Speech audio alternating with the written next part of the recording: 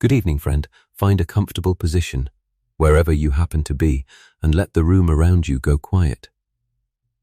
If there is a lamp still burning close by, this might be a good moment to turn it down, or off altogether, and let your eyes rest in the dark while your ears do the work instead. Tonight, we are going below stairs into a house in London in the last years of the old Queen's reign. At the 1 hour of the day, the family upstairs never sees. Their evening ends at the drawing-room door, with the last log settling in the grate and the last candle carried up to bed. Ours is only beginning, 2 floors beneath their feet, in a kitchen where a fire has been burning without stopping for longer than anyone currently working there has been alive. There is a particular kind of quiet that settles over a large house once the family has gone up, and it is not the same thing as silence. Pots still breathe steam into the dark. A cat sleeps curled against warm iron, close enough to feel the range without touching it. Somewhere nearby, a young woman with flour worked into the creases of her knuckles is doing the last of the night's counting. Tea leaves, coals, minutes until she can finally sit down, the way she does every night, though she could not tell you any more when the counting started to feel like her whole life rather than simply her work. Outside, the city itself has gone quiet in its own uneven way, the traffic thinning street by street. The last omnibuses rattling home to their stables, a fine, cold fog settling low over the rooftops the way it does most nights this time of year. Indoors, in the room where you are sitting, none of that matters. What matters is the fire 2 floors underground, and the 4 women whose entire evening bends around keeping it fed, watched, and, eventually, safely banked for the night. Her name was Eleanor Pruitt, though almost nobody in that house called her that. We are going to get to know her properly before the night is over. We will meet the cook who has run that kitchen for 30 years, and the child of 14 who scrubs its floor on her knees twice a day, and the young woman 1 rung above them both, whose entire job is to know, before the household knows it, exactly what the household needs. We are going to follow one evening from the last hour of daylight to the moment the range is finally banked down and the house, at last, goes dark. It is not a dramatic story. Nobody in it does anything the history books would think to record, but if you have ever wondered what actually happened in the hours between an elegant supper being cleared upstairs and a Victorian household waking to fresh bread and hot water the next morning, the truth is stranger, colder, and a good deal warmer at the same time than almost anyone pictures it. Get comfortable. Let us go down the back stairs together. Tonight, we are going to follow one evening inside a well to do household in Bayswater, London, in November of 1894. From the moment the family upstairs retires to the moment the kitchen fire is finally banked for the night, seen through the eyes of the servants who kept that house alive while everyone above them slept. The version you probably carry in your head is almost entirely wrong. Perhaps you picture something like a stage set, a single contented cook humming over a stove, a spotless kitchen lit by 1 cheerful candle, servants who existed mainly to be discovered dozing by a warm fire the moment the master came down looking for his nightcap. Or perhaps you picture the opposite, an empty, silent house, as though domestic life simply switched off the second the family went up the stairs. Neither picture comes close.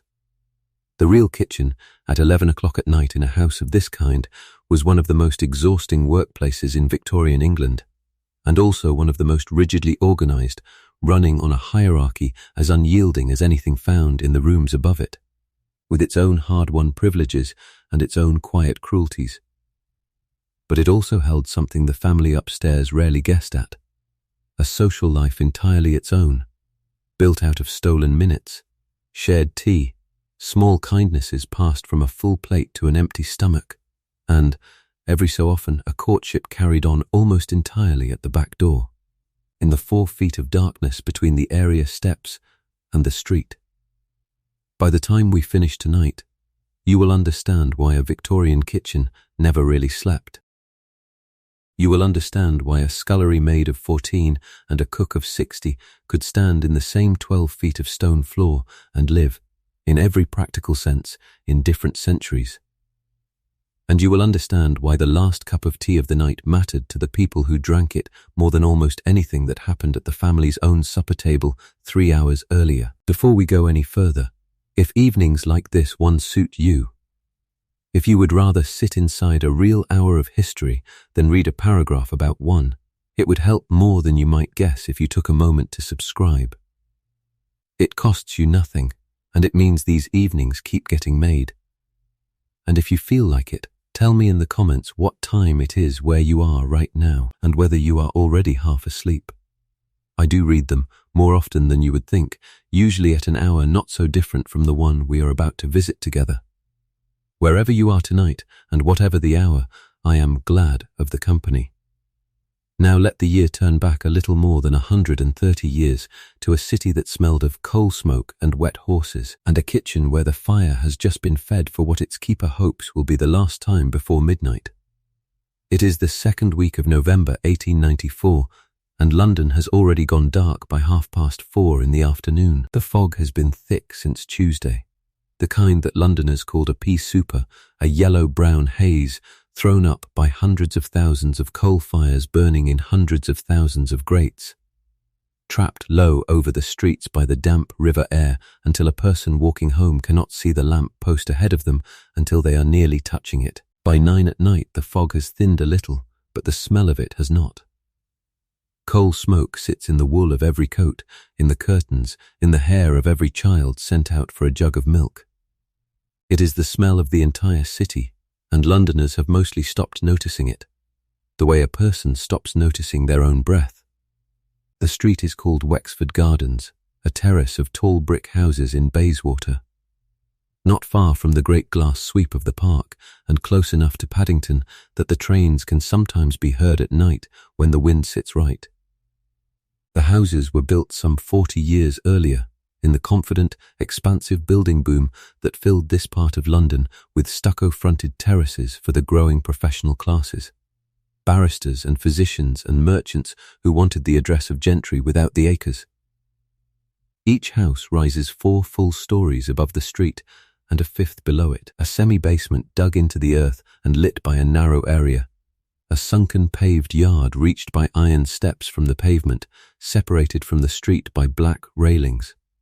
That area, and the door at the bottom of it, is the only entrance the servants of this house are permitted to use. The front door, with its brass knocker and its fanlight of etched glass, belongs to the family and their visitors alone. Stand on the pavement outside for a moment and look up.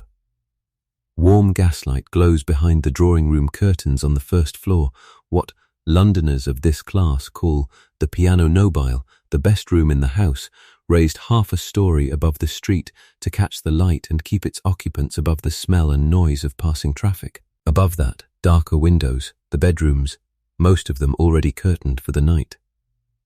Below the pavement, in the basement, a single window glows a duller, redder light than the gas above it. That is the kitchen, and the light is firelight, not gas, because gas has not yet reached every room in a house like this one, and the kitchen, for all its importance, is not thought to need it as urgently as the rooms where guests are received. The street itself, even at this hour, is not silent. A hansom cab passes at a trot, its wheels loud on the granite setts, the horse's hooves striking a rhythm every Londoner of this era would have known without thinking about it.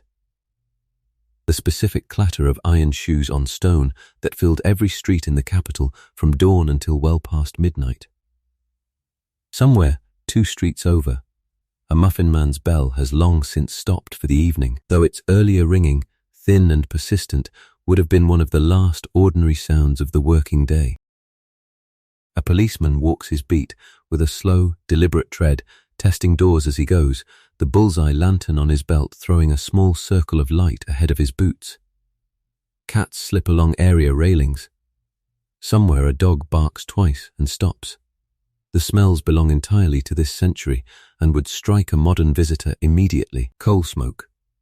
Always coal smoke, layered over the sharper, more organic smell of horse manure, because every cart, cab and carriage in London runs on horses, and London in the 1890s keeps something in the neighbourhood of 300,000 of them working its streets, each one producing what it produces, swept by crossing sweepers into heaps that never entirely disappear. Under that, on a night like this, the damp green smell of the fog itself, and beneath everything, faint but constant near any kitchen window, the smell of cooking fat and boiling bones, because nothing in a Victorian household is thrown away, while it can still be rendered into something useful. Earlier in the day, before the fog thickened, and the family sat down to supper, this same stretch of Bayswater would have been loud with a different kind of life entirely. Costermongers pushed handcarts of watercress, oranges, and baked potatoes along the main roads, each one crying his own wares in a sing-song pitch that residents of this part of London could probably recite from memory without ever having tried to learn it. A knife grinder's wheel might have whined for an hour outside the mews. A little further along, on Westbourne Grove, stood the great glass-fronted emporium built by a draper's assistant turned merchant. A single vast shop that had grown, department by department, into something Londoners had taken to calling the universal provider, since it seemed able to sell a customer nearly anything under one roof. None of that commotion survives into the evening. By 9 at night the shutters are down, the costermongers have gone home to whatever rooms they can afford, and the lamplighter, who passed along this street with his short ladder and his taper some 4 hours earlier, has long since finished his round and gone to his own bed, leaving the gas lamps to burn unattended until his return before dawn. Somewhere behind the terrace, 2 streets over, a parish church holds its own small tower against the fog, its clock keeping the hours for the whole neighbourhood the way church clocks had done for centuries before anyone on Wexford Gardens owned a watch reliable enough to argue with it. Its bells will strike midnight in a little under 3 hours, then again at each quarter through the small hours, marking time for a street that will by then hold almost nobody awake to hear it beyond the servants whose work has not yet finished, and the occasional constable making his rounds. It is an old, ordinary sound, the kind Londoners of every class had grown so accustomed to that most of them, like the coal smoke in the air, had stopped consciously hearing it at all, though they would have noticed its absence within the hour if it ever stopped. This is a comfortable street, not a grand one. The families who live here are not aristocracy. They are the new professional money of Victorian England, built on law, medicine, banking and trade. Families who could not have afforded a house of this size a generation earlier and who guard their position with a rigour that would surprise anyone who assumes only the old nobility cared about appearances. A barrister living on a street like Wexford Gardens might earn somewhere between £800 and £1,500 a year, an enormous sum by the standards of the ordinary working Londoner, for whom £2 a week, roughly £100 a year, would represent solid, respectable earnings. A loaf of bread costs perhaps 5 pence. A pound of tea might run to 2 shillings for a decent quality, more for the best. Rent for a house of this size, in this part of London, would run to well over £100 a year on its own, before a single servant was paid or a single coal scuttle filled. Paddington Station lies close enough that a traveller stepping off a late train from the west of England could walk to Wexford Gardens inside 20 minutes, past the cab rank where hansom drivers wait through the cold for a fare, past the newspaper seller packing away his unsold evening editions, past a public house whose windows still glow amber at this hour, loud with the kind of laughter that never reaches a street like this one. It is a short walk, but it crosses, without any visible boundary at all, from one London into another, from the transient commercial bustle around a great railway terminus into the settled, curtained respectability of a residential terrace where every house keeps its own version of the same quiet arrangement, family above, servants below, the whole system running so smoothly that most residents of Wexford Gardens could walk its length every day of their lives without ever consciously noticing it as an arrangement at all. And servants there must be, because in a household of this social standing, the number and quality of one's servants is not a private convenience. It is a public statement, read by every visitor who steps through the front door and every neighbor who watches the tradesman call. A household without at minimum a cook and a housemaid would be considered barely respectable for a family of this income. A household of real standing, the kind that gives dinners and receives calls and sends its daughters to be presented, keeps considerably more than that.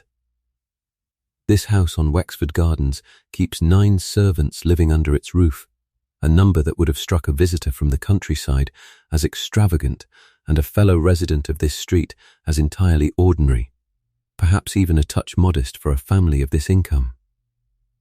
There is a butler, Mr.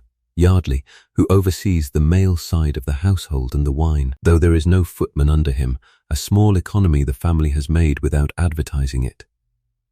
There is a housekeeper, Mrs. Considine, who keeps the household accounts and the linen and answers, in most practical matters, only to the mistress of the house herself.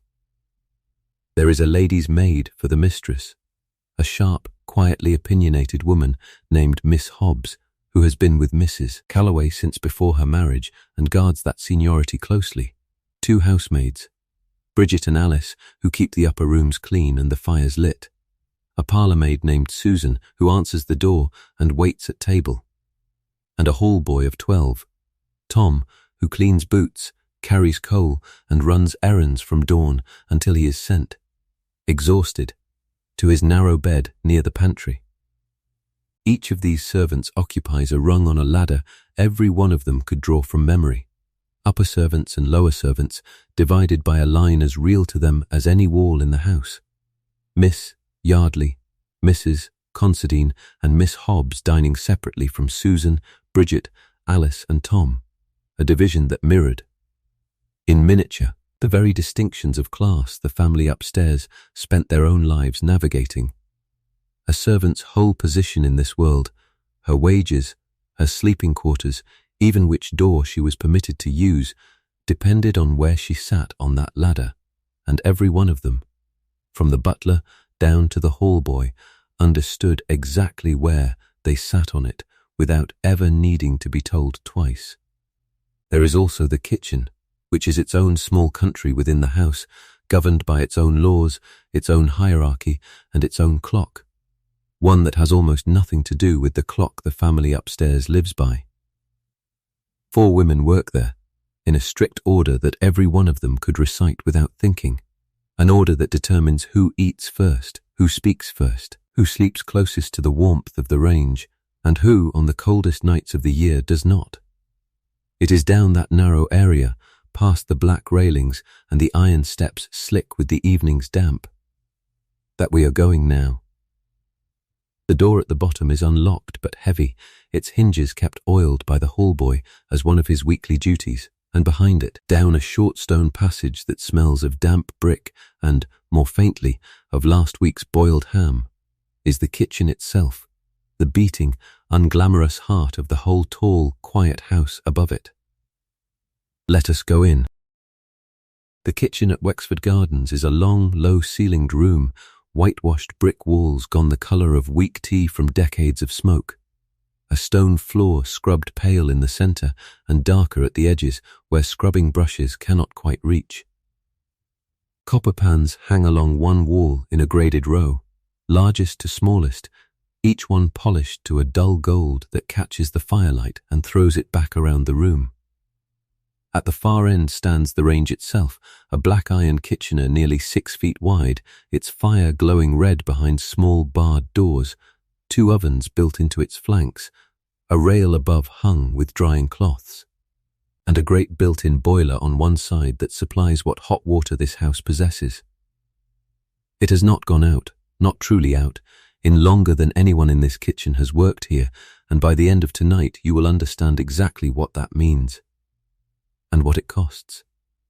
The young woman standing closest to it, sleeves pushed up past her elbows, a smear of flour drying pale on one forearm, is Eleanor Pruitt, called Nell by everyone below stairs, and on the rare occasions the mistress speaks to her directly, called nothing at all beyond a nod and an instruction.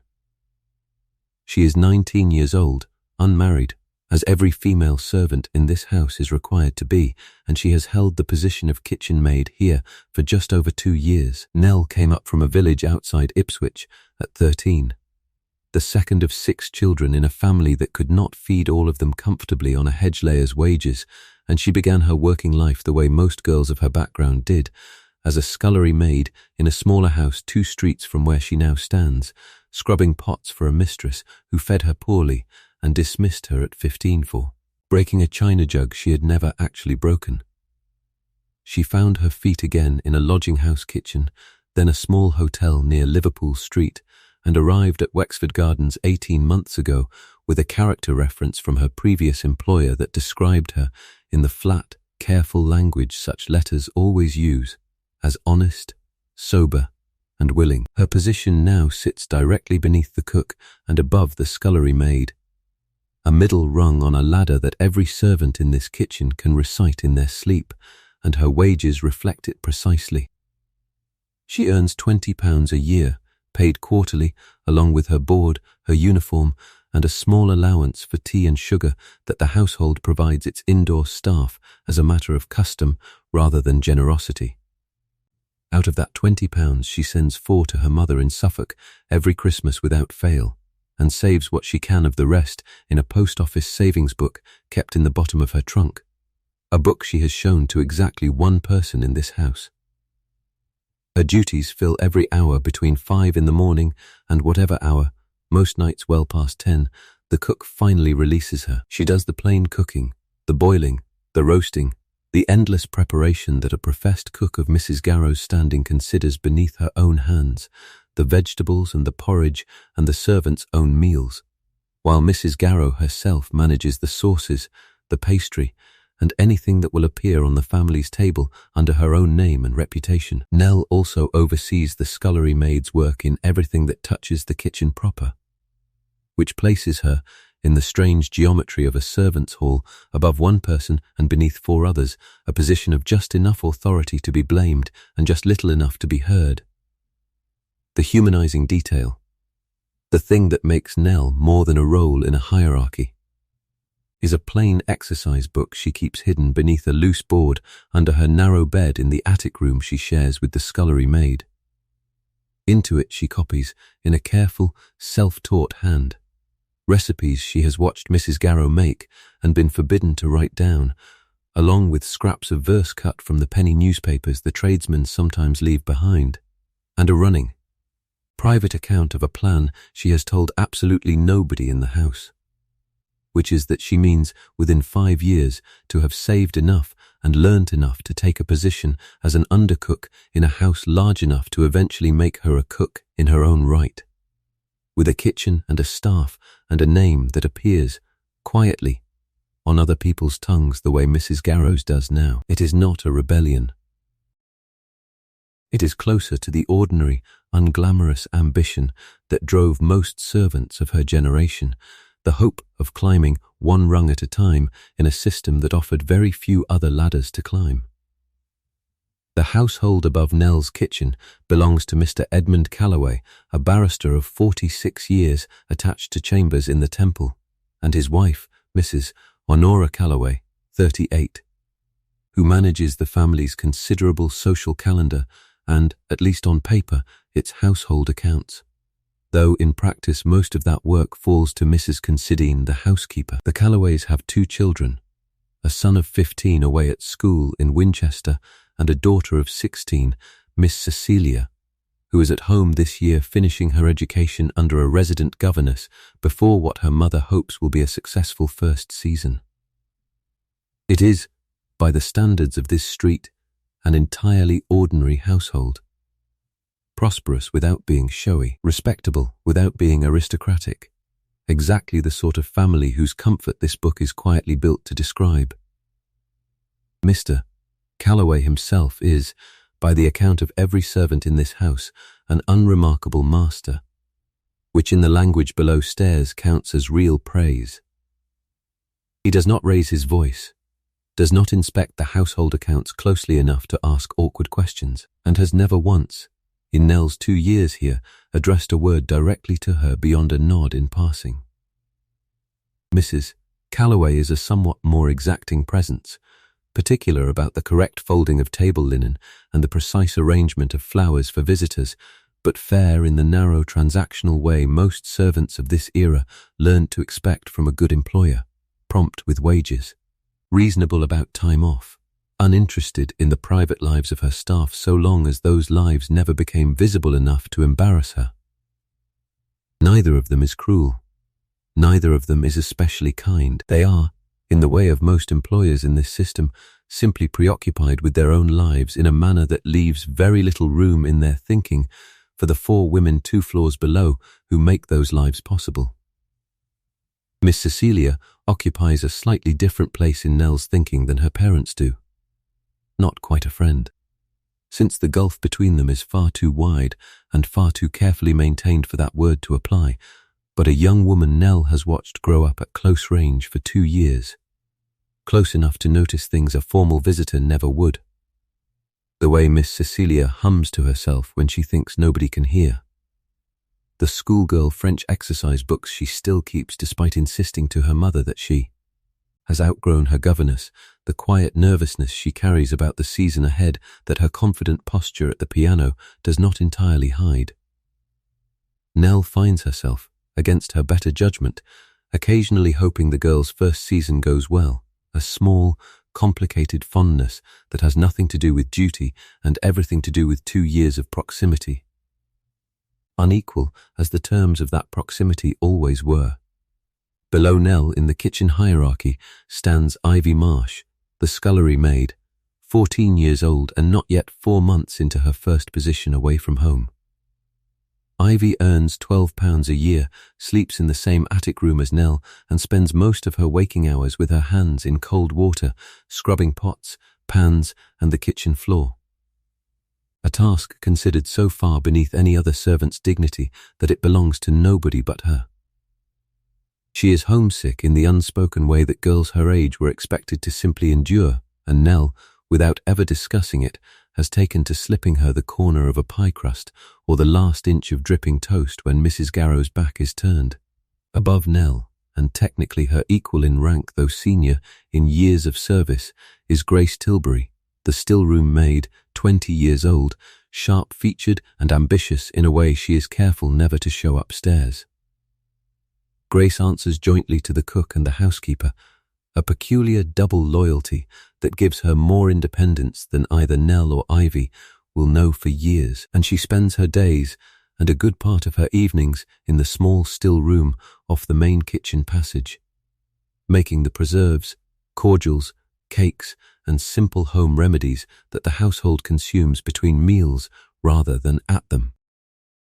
Grace has made no secret, at least to Nell, of her own ambition, which is to be housekeeper of a house like this one before she turns 30, a path several still-room maids before her have genuinely walked. And presiding over all 3 of them, from a chair set deliberately closer to the range than anyone else's, is Mrs. Garrow, the cook, 61 years old, a widow these past 11 years, who has run this kitchen and 2 others like it since before Nell was born. She earns £42 a year, more than double what Nell makes and nearly triple what Ivy makes, a gap the whole household understands as simple justice rather than injustice.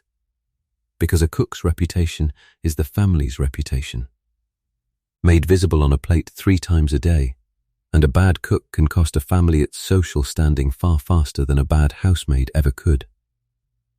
Tonight, like every night, each of them has a schedule that exists nowhere on paper and everywhere in memory, drilled into muscle and habit over years, until it needs no discussion.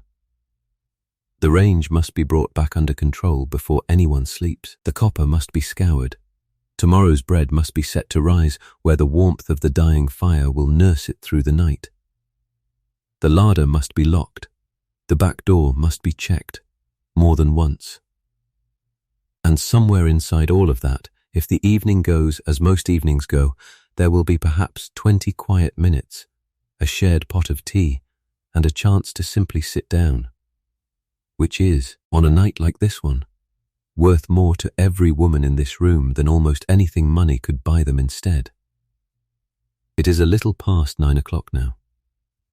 The family upstairs has just finished a light supper and gone through to the drawing room for the last hour before bed.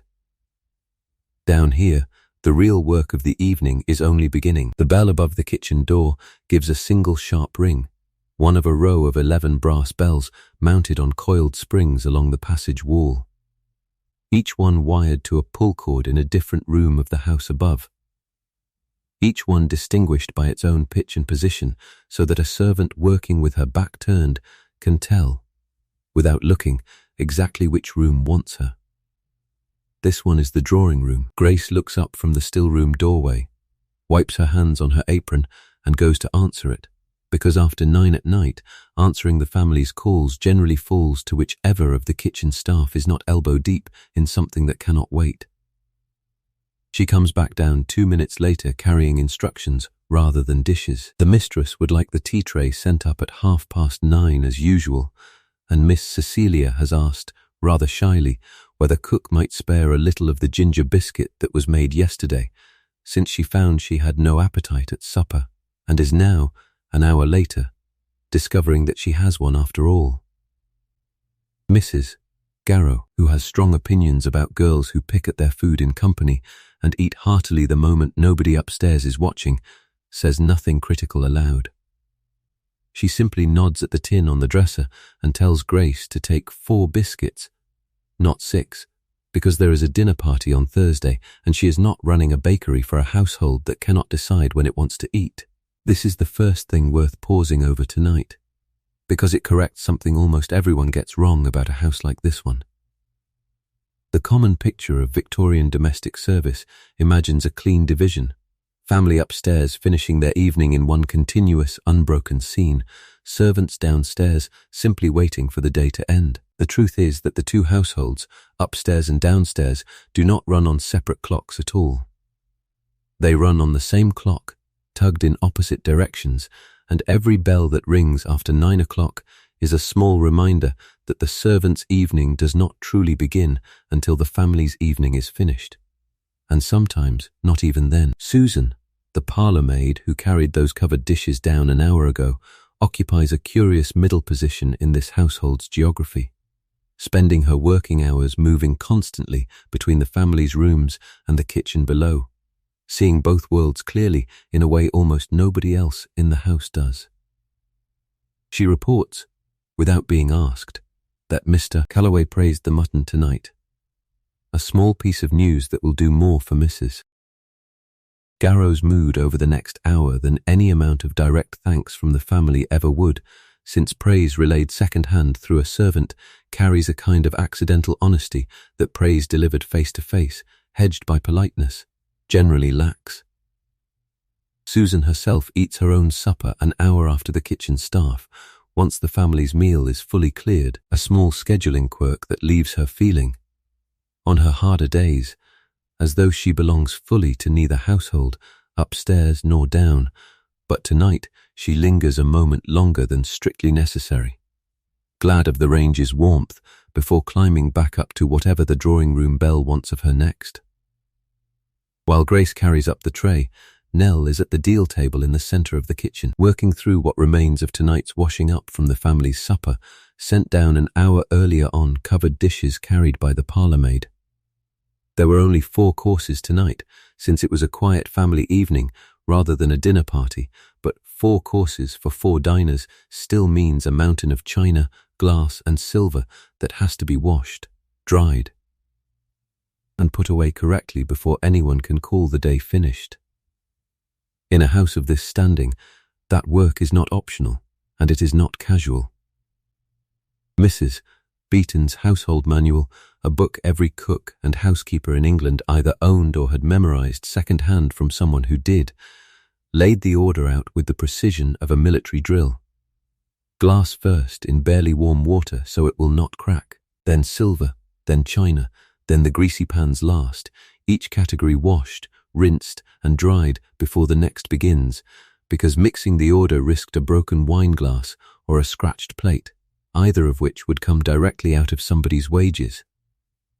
Those 4 courses tell their own small story about what an ordinary family supper actually looked like in a house like this one. Once you set aside the idea that every Victorian meal was an elaborate banquet, tonight it was a clear soup to begin, a modest sole in a plain sauce, a roast of mutton with potatoes and a winter cabbage, and a baked apple pudding to finish. Food that a modern visitor would find entirely recognizable and largely unremarkable, prepared with more care and more staff than most households today would ever think to spend on a Tuesday evening at home. The elaborate multi-course dinners people associate with this era, 8 or 10 dishes deep, belonged to formal entertaining.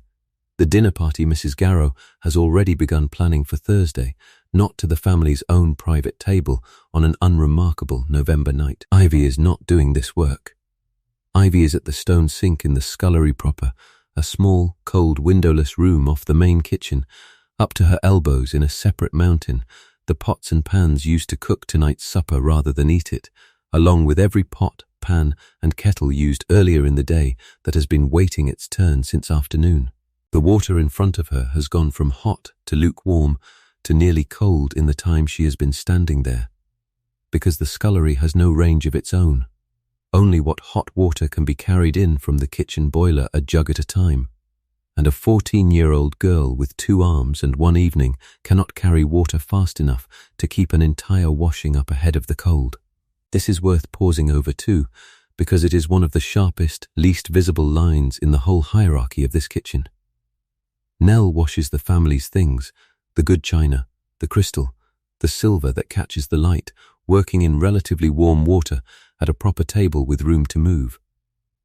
Ivy washes the kitchen's own things, the heavy iron and copper that cooked the meal rather than served it, working at a cramped sink in cold water that nobody thinks to keep hot for her, because nobody above her, and very few people writing about servants at the time, considered scullery work worth the coal it would have taken to make it more comfortable. A scullery maid's hands by the end of a single winter in this position are often chapped and cracked past the point where soap does not sting them, a detail almost never mentioned in the etiquette books written for the mistresses who employed these girls, and mentioned constantly in the handful of memoirs written decades later by women who had once been scullery maids themselves and never quite forgot it. At the range, Mrs. Garrow works on something that belongs to neither Nell's world nor Ivy's, the small covered saucepan of bread sauce she is finishing for tomorrow's luncheon, made fresh the night before because a sauce made too far ahead loses the delicate balance of clove and cream that separates a good cook's table from a merely adequate one. She stirs it with the unhurried attention of someone who has made this exact sauce perhaps 4,000 times in her career and has never once stopped paying attention to it. Because the moment a cook stops paying attention is the moment a sauce catches, curdles, or simply fails to be worth the name she has spent 30 years attaching to it. The servant's own supper, eaten an hour earlier at the same deal table where Nell now scrubs pots, corrects another common assumption people carry about houses like this one. The idea that servants lived on scraps and leftovers from the family's table.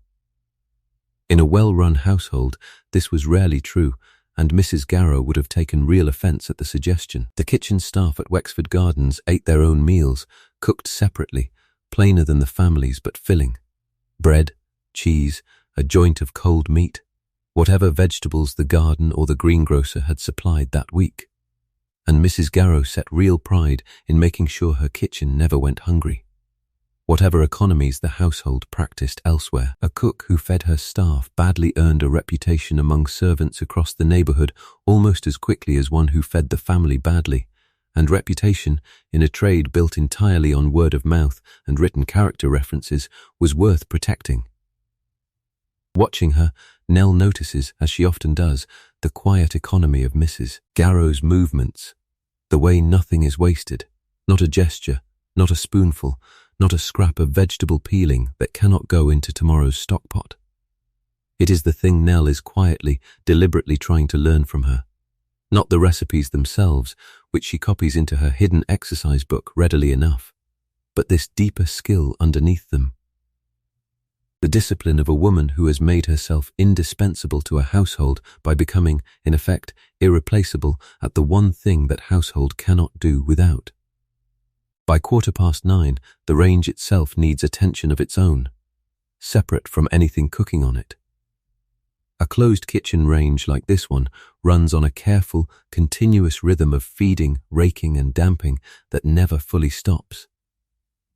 And the early evening hours are when that rhythm has to shift from the demands of active cooking towards something calmer, a fire that will hold steady through the family's last hour awake before banking down, slowly, toward the low overnight burn that will let it survive until morning without burning through more coal than the household can afford.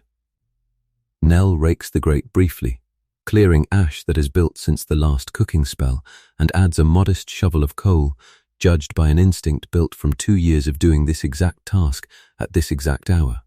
Enough to keep the fire alive and steady, not so much that it roars up and eats through fuel the household will be billed for at the end of the quarter. It is easy, from a distance of more than a century, to think of a kitchen range as simply a stove, a box that makes heat the way a modern cooker does at the turn of a dial. It was nothing of the kind.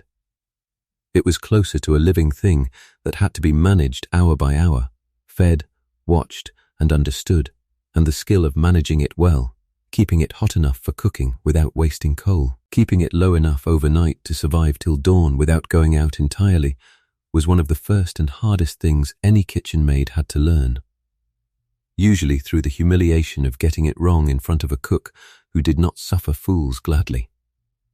At 9:30, as promised, the tea tray goes up, carried this time by Nell herself, since Grace has gone back to her cordials, and Grace's evening duties, unlike Nell's, do not typically include carrying anything upstairs at all. Nell climbs the back stairs, a narrow, uncarpeted staircase built into the thickness of the house's rear wall specifically, so that servants moving between floors need never cross the family's own hall or main staircase, and knocks softly at the drawing room door before entering with the tray held level and her eyes, by long habit, fixed somewhere just past the family rather than on any of their faces directly. The room she steps into for perhaps 45 seconds is warm, gaslit, carpeted, and utterly unlike the room she has just left. Mr. Calloway sits with a newspaper he is not really reading. Mrs. Calloway is embroidering something for the church bazaar.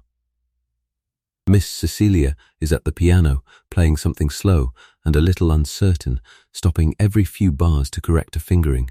None of them look up as Nell sets the tray down, and this, too, is by design rather than rudeness. A well-trained servant moves through a room like this one as close to invisible as a living person can manage, present enough to be useful, absent enough that the family's conversation, whatever it is, need never pause or lower its voice on her account. Nell notices the room anyway, the way she always does, because noticing is the one part of this job nobody can forbid her. She notices the good fire built up with coal that costs more per hundredweight than the coal that heats her own kitchen below, because the drawing room fire is meant to be seen as well as felt, its flames bright and lively rather than banked for economy. She notices the smell of beeswax polish on the piano and the faint, expensive sweetness of the mistress's scent, and she notices, without bitterness, the specific, comfortable stillness of people who have never once in their lives had to think about whether there will be enough coal to last the week. It is not envy exactly, or not only envy, it is closer to a clear-eyed kind of accounting, the same instinct that keeps her exercise book under the loose floorboard. A running private tally of the distance between where she stands tonight and where she means, eventually, to be standing instead. She is back in the kitchen inside 3 minutes, and the door at the top of the back stairs closes behind her with the soft click of a door built to be heard by nobody. Down in the warmth of the basement, the washing up is nearly finished. Ivy's hands are red past the wrist, and Mrs. Garrow's bread sauce has been decanted into a covered dish and set aside for the morning. The clock on the kitchen mantel, a plain, businesslike thing with none of the ornament of the clock in the drawing room above, reads 20 minutes to 10. There is still a great deal of work left before any of them will sleep, and it is here, in the hour between 9:30 and full dark below stairs, that the deepest and least visible part of a Victorian servant's evening truly begins. Now, the economics that sit underneath everything we have just watched deserve their own unhurried explanation. Because almost nothing about a Victorian kitchen makes sense until you understand what it actually cost to run one, and who bore that cost. Start with the range itself, since it is the single most expensive object in the room and the most demanding. A closed kitchener of the size installed at Wexford Gardens would have cost the household somewhere in the range of £10 to £15 to purchase and fit new, a serious sum on its own, roughly what Nell earns in the better part of a year. But the purchase price was the smaller expense. It was the coal that truly cost a household like this one, because a range kept burning continuously, as this one is, day and night, week after week, without ever being allowed to go fully cold, could work its way through 100 weight of coal or more in a single busy day, and 100 weight, 112 pounds of it, was not a trivial amount to keep buying week after week, month after month, for an entire year. The numbers are worth pausing over. Coal in London in the 1890s ran to somewhere around £1 to £1 and 6p a hundredweight depending on the quality and the season. Cheaper in summer when demand fell, dearer in winter when every household in the city wanted it at once and the coal merchants knew it. A household running its kitchen range continuously through a cold November, on top of fires in the drawing room, the dining room, and at least some of the bedrooms, could easily spend several pounds a month on coal alone, a bill that fell, in this house as in most others, to Mrs. Considine the housekeeper to track and to Mr. Calloway to settle, without either of them ever needing to think about who actually shoveled that coal or raked that grate to make the fire worth the money spent on it. Now set that cost beside the wages of the people who managed it. Mrs. Garrow's £42 a year placed her among the better-paid domestic servants in London, a wage that reflected not just her skill but the plain commercial fact that a bad cook could damage a family's reputation in ways a bad housemaid never could, since food, unlike dusting, was something guests actually experienced and discussed afterward. Nell's £20 sat squarely in the middle range for a kitchen maid of her experience toward the end of the century, and Ivy's £12, though it sounds shockingly small even by the standards of the time, was actually a fairly typical scullery maid's wage, since a scullery maid was, brutally put, the cheapest labour a household could legally employ short of unpaid family members, valuable precisely because she was replaceable. Grace's position complicates this picture in an interesting way. A still-room maid's wage in a household of this size typically ran somewhere between £16 and £22 a year, comparable to or slightly above a kitchen maid's, which tells you something the strict hierarchy chart does not. That Grace's role, though junior in years of service to Nell's, was valued for the blend of trust and skill it required. The still-room held the household's tea, sugar, wine for cooking, and a good deal of its dry stores, and a still-room maid who could be trusted with a locked cupboard of expensive goods, and who could turn out a respectable seed cake or a bottle of raspberry vinegar that would keep a full year without spoiling, was worth more to a careful housekeeper than her position on the household chart might suggest. Tea itself, kept under Grace's charge in the still-room's locked cupboard, deserves a word here, since it sat at an odd intersection of luxury and daily necessity that shaped how tightly households guarded it. A pound of good tea might cost 2 shillings or more, roughly what Ivy earned in half a week, and every ounce of it was measured out by Grace herself rather than left within casual reach of the kitchen staff. A precaution common enough across English households that servants had, within living memory, sometimes been dismissed outright for pilfering tea leaves to sell or trade on their own account. By 1894, the practice had eased considerably as tea prices fell with cheaper imports from India and Ceylon replacing the costlier China leaf of an earlier generation.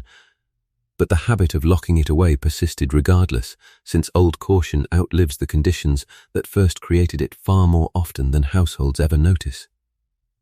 Where those wages actually went mattered as much as their size. Nell's habit of banking part of her earnings was not an eccentricity of her own invention, but a widely common practice among servants of her generation, made possible by the Post Office Savings Bank, established in the early 1860s specifically to let working people, servants prominent among them, deposit even small sums with the full security of the government standing behind the account, at a branch as ordinary as the post office where Nell buys her mother's Christmas stamps.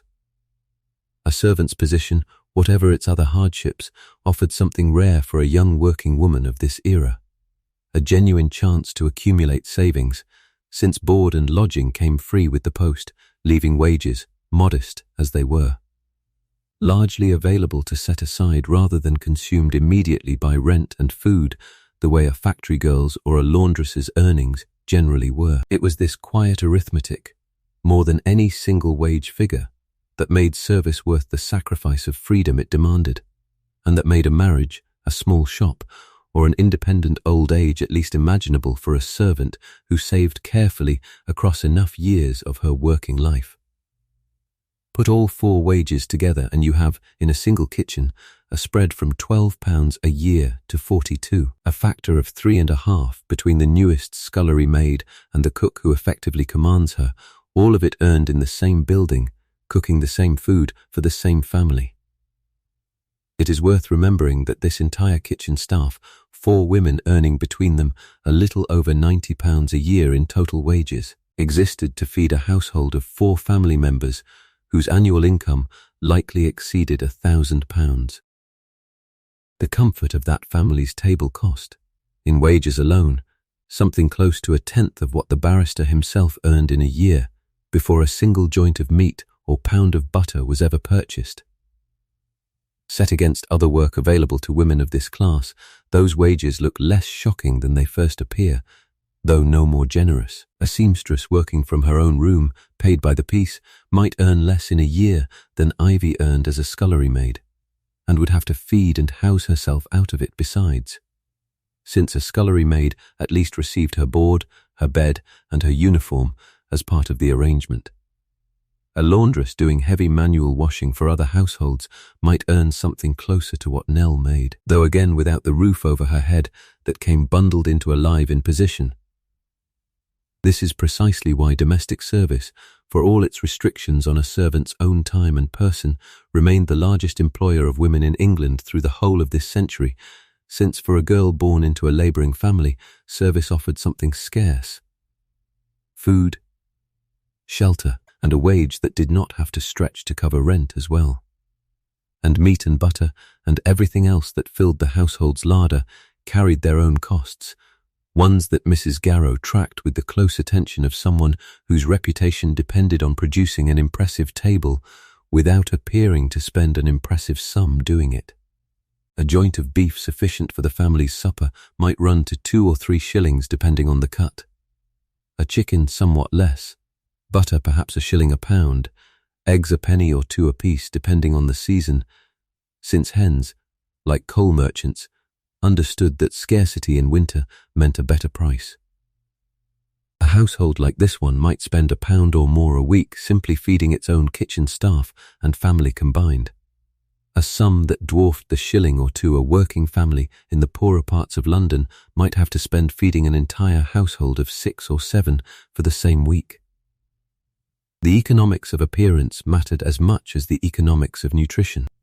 A household of the Calloway's standing was expected, by the unwritten social rules that governed streets like Wexford Gardens, to give a certain number of dinners each season, to keep a table that would not embarrass the family in front of guests whose own households were run to a similar standard, and to maintain a visible complement of servants whose very presence, uniformed and correctly numerous, functioned as a kind of advertisement for the family's respectability. Every one of the 9 servants under this roof, in that sense, was doing 2 jobs at once: the practical work of running the house and the invisible work of proving, simply by existing in sufficient number and appearing sufficiently well kept, that the family who employed them belonged exactly where they said they belonged on the social ladder of late Victorian London. A dinner party made the whole calculation sharper still. The 8 or 10 course affair Mrs. Garrow is already planning for Thursday, with soup, fish, an entree, a joint, game, a sweet and a savoury to finish, along with the wines Mr. Seconder Yardley will select and decant. Might cost the household several pounds in food and drink alone for a single evening, set against perhaps a shilling or two spent feeding the family's own quiet supper tonight. That gap was the entire point. A dinner party existed to be seen, discussed, and remembered by guests who would compare it, consciously or not, against the last dinner party they had attended elsewhere, and a household that skimped visibly on such an occasion paid for it in reputation far longer than it would have paid for it in coin. Mrs. Garrow's genuine skill, and the reason her £42 a year was money well spent from the family's own point of view, lay precisely in knowing how to make an impressive table look natural rather than desperate. An art that had nothing to do with unlimited spending and everything to do with judgment. Even the servants' own clothing fed into this same quiet economy. Nell's uniform, a print dress for mornings and a black dress with a white apron and cap for afternoons and evenings when she might conceivably be seen by a visitor, was provided partly by the household and partly at her own expense. A common and much resented arrangement across domestic service, since a girl earning £20 a year could find several pounds of it disappearing straight into replacing an apron that had gone grey with washing or a cap that no longer held its shape. The household's appearance, upstairs and downstairs alike, was funded in no small part by servants spending their own modest wages to look presentable enough to be trusted with someone else's much larger fortune. For Nell, standing at the range with a shovel of coal in her hand, none of this arithmetic is abstract. She has never seen the household accounts and never will, but she has learned, the way every servant of her era learned, to read the coal scuttle and the larder shelf like a ledger written in a language only she and Mrs. Garrow can fully speak. A lean week means smaller portions carried down from upstairs for the servants' own supper. A tight month means Mrs. Considine questioning every extra log on the fire. And every single evening, whether the household's finances that quarter are comfortable or strained, the range must be fed exactly enough and no more. Because the gap between a well-run kitchen and a wasteful one, multiplied across 52 weeks a year, is the difference between a household that quietly prospers and one that, however grand its address, is slowly running itself into debt one coal scuttle at a time. It is nearly 10 o'clock now. Let us go back down to the kitchen at Wexford Gardens, where the last and heaviest hour of the working night is just beginning. The washing up from supper has been cleared away, but the copper has not, and the copper is Nell's own burden every single evening, a task that falls to the kitchen maid in nearly every household of this size, because a cook of Mrs. Garrow's standing does not scour pans, and a scullery maid is not trusted with the delicate work of cleaning copper without scratching it. Nell pulls 3 saucepans and a wide fish kettle down from the wall, sets them on the deal table and mixes her cleaning paste the way she was taught. A mash of fine sand, salt and vinegar worked together in a chipped bowl kept for no other purpose, since a scouring paste this coarse would ruin anything finer. She rubs each pan in slow, even circles, the way that wastes the least of her own strength over the longest stretch of work. Because copper cleaned in a hurry looks cleaned in a hurry.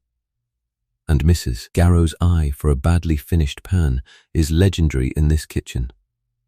It takes the better part of 40 minutes to bring the 3 saucepans and the fish kettle back to the dull gold shine that will hang them properly on the wall come morning. And Nell's hands, by the end of it, carry a distinct ache from an evening's copper work. Not sharp, not sudden, but a deep, settled tiredness in the fingers and wrist that she has stopped noticing most nights and only really feels on the rare occasion she has an hour with nothing to do with her hands at all. While she works, Ivy finishes the last of the scullery's own washing, a task that in this house typically runs a full hour behind Nell's kitchen washing simply because there is so much more of it and so much less help. Tonight, with a quiet family supper rather than a dinner party, Ivy will be done by 10:30. On the nights a dinner party has been held, and this house holds perhaps one such evening a fortnight through the autumn and winter season, she is often still at the sink past 11, working through pans that were used to prepare 8 or 9 courses instead of 4, her hands raw, her feet aching from standing on stone for the better part of 16 hours without more than a few minutes rest. This is worth pausing over, because it corrects one of the most persistent misunderstandings people carry about domestic service, the idea that a scullery maid's work was simple because it required no real skill. It required no skill in the sense that any healthy person could learn it in an afternoon. It required, instead, an almost inhuman endurance, hour after hour of repetitive, physically brutal labor performed in the coldest, dampest room in the house, by the youngest and least protected member of the entire household staff, for wages lower than any other indoor servant received. The scullery maid's job was not easy. It was simply the job nobody else wanted, handed, as such jobs generally are, to whoever had the least power to refuse it. Tom, the hall boy, has his own share of this same heavy evening labor, carried out in the passage just outside the kitchen door, where nobody minds the noise or the dust. He sifts the day's ashes through a wire riddle kept for the purpose, separating the fine dead ash, which goes out with the household refuse, from the small unburned cinders that sank through the grate bars during the day's cooking, cinders too small to have caught properly but still good fuel, swept into a battered pail and saved to bulk out tomorrow's kindling, since no household of this era, however comfortable, threw away fuel that could still be burned twice. Once the ashes are sorted, Tom turns to the family's boots and shoes, lined up on a low bench, working each one over with blacking and a stiff brush until the leather takes a shine, and then to the kitchen knives, drawn one at a time across a wooden board dusted with bath brick powder to scour away the stains of the day's cooking. Since carbon steel blades of this period rusted and dulled quickly without this nightly attention, it is unglamorous, repetitive work, entrusted to the household's youngest and lowest paid servant precisely because it required patience rather than skill, and Tom performs it most nights half asleep on his feet, a fact Mrs. Garrow tolerates so long as the boots gleam and the knives come back clean in the morning. Grace, meanwhile, has moved from her cordials to the last of her evening still-room duties, setting the bread. This falls to her rather than to Nell in this household, because the still-room, being slightly warmer and better sealed against draughts than the main kitchen, holds a temperature steadier through the night, ideal for the slow rise a good loaf needs. She works the dough on a floured board just inside the still-room door, kneading it with the steady rhythmic push and fold that turns a shapeless mass of flour and water into something with structure, then sets it in 2 large earthenware bowls, covers each with a damp cloth, and carries them to a shelf near the still-room's own small stove, banked low, but never fully out, where the dough will spend the night rising slowly toward what will become, if all goes well, tomorrow's breakfast loaves. It is a small, almost invisible act of faith, setting a bowl of dough to rise overnight and trusting that the fire tending it will still be alive at the right gentle temperature 8 hours later when nobody has checked on it since. That trust is not accidental. It rests entirely on a system of fire management so deeply practiced by every servant in this kitchen that none of them would think to call it a system at all. Simply, the way things are done. The way they have always been done. The way, as far as any of them know, things will always continue to be done. Candles themselves are their own small economy inside this larger one, and worth a moment's attention before we move on. The family upstairs burns wax candles, cleaner and brighter than anything the kitchen staff is issued, in the drawing room and the bedrooms, while the kitchen and the servants' own quarters make do with tallow, cheaper, smokier, and given out in a fixed weekly allowance that misses. Considine measures out from a locked store the same way she measures soap and starch.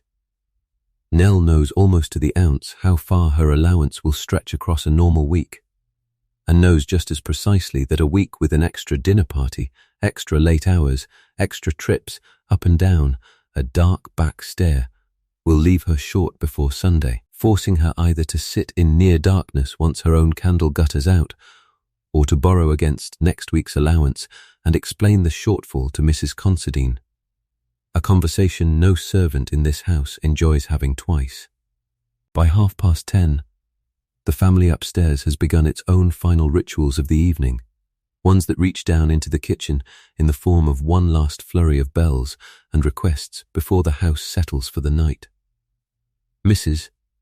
Calloway rings for hot water to be carried up for washing before bed, a task that falls to the housemaids rather than the kitchen staff, but the water itself, heated in the kitchen boiler, is Nell's responsibility to keep flowing, and she fills 2 large copper cans and hands them off at the foot of the back stairs to Susan, the parlour-maid, who will carry them up along with the last candles for the night. Mrs. Considine makes her own round shortly after, a shorter and quieter visit than Mr. Yardley's, but no less pointed for it. She checks the larder once, not to inspect Mrs. Garrow's cooking, which is not her province, but to confirm the week's stores are being used at the rate her own accounts predict, a habit that has made more than one cook in her career distinctly wary of appearing to waste so much as a heel of cheese. Tonight she finds nothing to remark on, exchanges a few words with Mrs. Garrow about Thursday's dinner party menu, and glances, briefly and without comment, at Nell and Grace both. A housekeeper's habit of simply confirming, with her eyes rather than her words, that the 2 younger women under her authority are where they ought to be and behaving as they ought to behave. It is not warmth exactly, the way the shared pot of tea later will be warmth, but it is its own kind of quiet regard. The attention of a woman who has climbed every rung of this same ladder herself and knows precisely how much unseen effort holds each rung in place. Mr. Yardley, the butler, makes his own final round at this hour, checking that the dining room has been properly cleared, that the wine has been correctly put away, and that the family's requirements for the following day, a note left on his small desk in the pantry by Mrs. Calloway earlier that afternoon, are understood well enough that he can brief the relevant servants before he himself retires. He passes through the kitchen once, near 11, mostly to confirm that the back door is not yet locked, since Grace is still finishing in the still room and the hall boy, Tom, has not yet come in from his last errand of the evening, carrying a message to the mews behind the house where the family keeps its carriage horses. It is this last small errand of Tom's that connects, if only briefly, to the one part of Nell's evening that belongs to nobody's schedule but her own. The mews sit directly behind the terrace, accessible by a narrow lane that runs parallel to Wexford Gardens, and among the grooms who work there is a young man named Walter Cobb, undergroom to a household 2 doors down, whom Nell has known. In the slow way that servants in neighbouring houses come to know one another, for the better part of a year.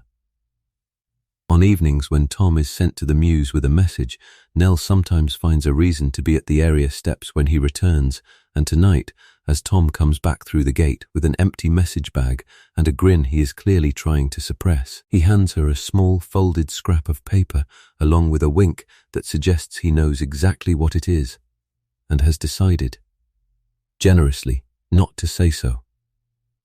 The note is short, 3 lines in a careful, labouring hand that took Walter considerably longer to produce than it will take Nell to read, asking simply whether she might manage half an hour at the steps around 11 once the house is quiet.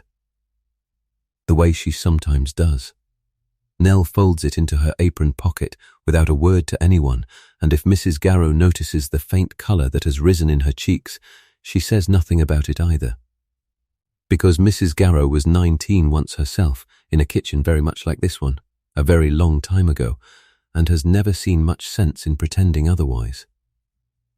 By 11:15, the heaviest work of the evening is finally, truly finished. The copper is clean and hung. The bread is rising. The last of the hot water has gone up the back stairs. Ivy has wrung out her cloths and hung them to dry near the range, and Mrs. Garrow has locked the larder with the key she keeps on a ring at her waist at all times, a small, unremarkable piece of iron that nonetheless represents one of the clearest markers of her authority in this house, since the larder key belongs to the cook alone, and no other servant, no matter how senior, is permitted to hold it. What remains now, for perhaps the next 40 minutes, is the work of preparing the range itself for the night, banking the fire down to the low, steady burn that will let it survive 8 hours untended, covering it correctly, checking the flue, and completing the final rounds that will let every servant in this kitchen finally, at long last, sit down. It is, in its own quiet way, the most important task of the entire evening. More important in the long run than any sauce or any polished pan, because a fire banked wrongly might either burn out before morning, leaving Mrs. Garrow no choice but to relight it entirely from cold at 4:30, a slow and hated task, or burn too freely through the night, wasting coal the household cannot spare and risking, in the worst case, a spark escaping the range onto a floor that, however scrubbed, is still built largely of wood and old dry timber above it. There is more to understand here than a simple household chore, and it deserves its own attention before we follow Nell and the others into the last, quietest hour of their evening. That folded scrap of paper now sitting in Nell's apron pocket is a smaller detail than it looks, and it opens a door into something larger than one kitchen maid's evening. Let us walk through it, because the rules governing who a servant like Nell could see, when and under what conditions, tell us as much about Victorian domestic life as any wage book or ledger ever could. Most households of the Calloways standing operated under an unwritten but firmly enforced policy known simply as the rule against followers, meaning that female servants were expected, as a condition of their employment, to have no romantic attachments of any kind, or at minimum to keep any such attachment entirely invisible to the family they served. Advertisements for domestic positions in the newspapers of this period regularly specified it outright, no followers, printed alongside requirements for references and Protestant religion, as though courtship itself were a character flaw a prospective employer needed warning about.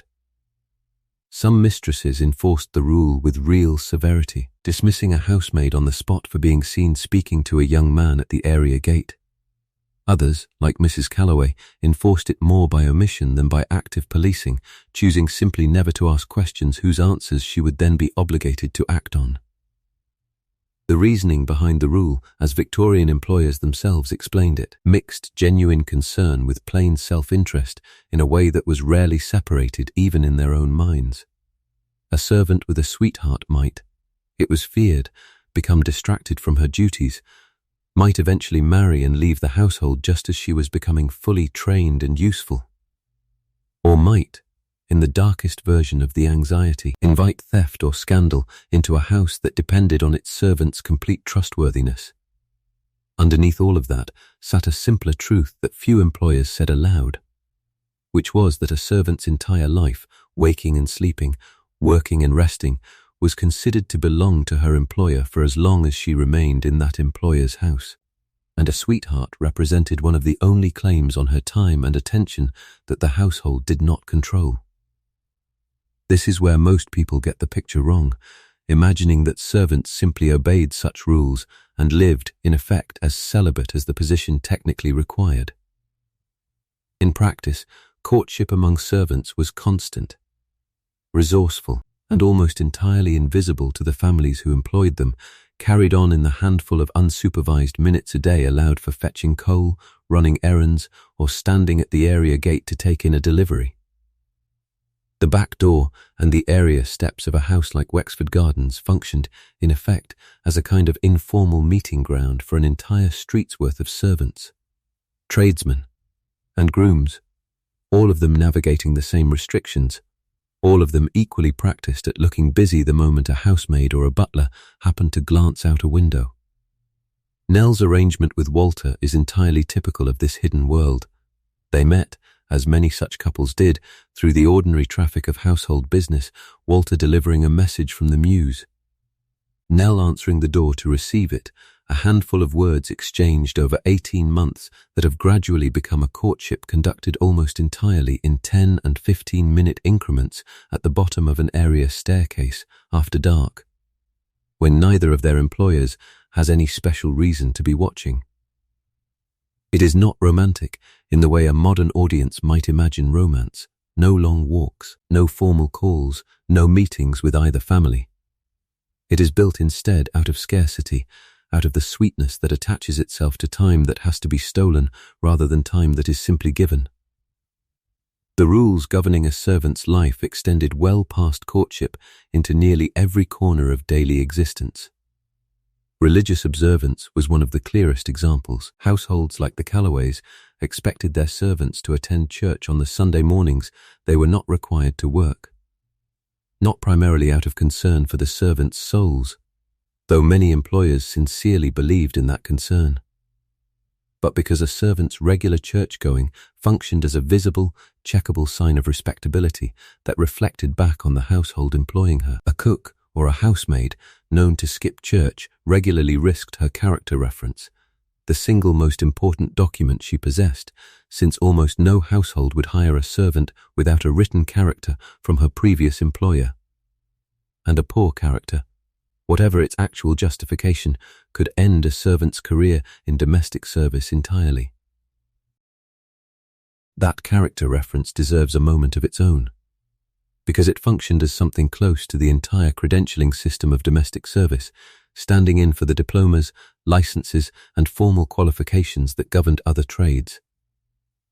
A servant leaving a position, whatever the circumstances of her leaving, depended entirely on her previous mistress writing an honest, or at least a usable, account of her conduct, her honesty, her sobriety, and her general suitability for further employment, and an employer who wrote a damning character, fairly or not, could end that servant's prospects in service almost anywhere in the country, since word travelled fast through the registry offices and personal networks mistresses used to find new staff. Education compounded this system in ways that mattered enormously to a girl like Nell. Most servants of her generation could read and write only adequately, having left school at 11 or 12 for their first position, and a servant who wrote an unusually clear, correctly spelled letter, as Nell increasingly could, thanks to a village schoolmistress who had taken a special interest in her before she left home, held a quiet advantage that had nothing to do with cooking at all,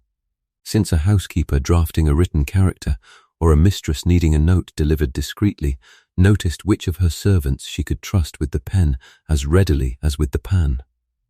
Time off followed its own strict, narrow arithmetic, one every servant in this kitchen could recite without pausing to think.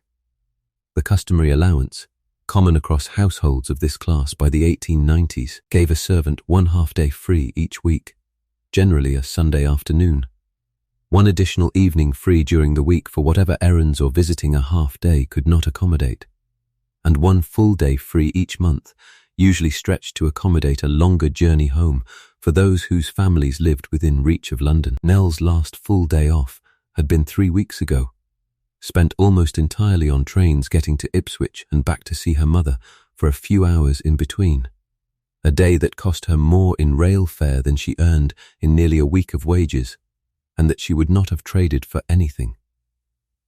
Grace, who has no family left to visit, generally spends her days off with a cousin in service 2 streets away, and Ivy, still too new and too far from her own family to attempt so long a journey alone, has not yet had a day off away from the house at all, a fact that Mrs. Garrow has noted and intends, without saying so directly, to address before Christmas. Health, too, operated under rules that had little to do with fairness and a great deal to do with practicality, as employers understood it. A servant who fell seriously ill was, in the vast majority of households, given a brief period of grace before being dismissed if she failed to recover quickly, since a household paid for labour, not for the maintenance of an unwell employee, and few employers felt any obligation extending past the wages already owed.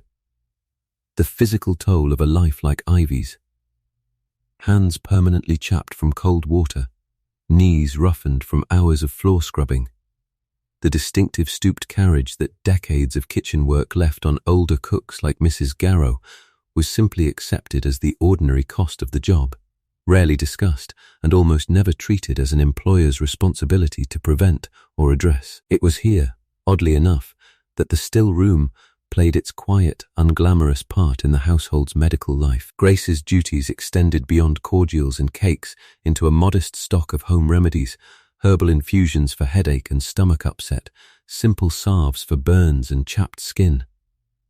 The kind of practical folk medicine that had been part of a still room's function since the room itself was invented centuries earlier, when the great houses of an even older England distilled their own waters and tinctures because no apothecary existed for miles around.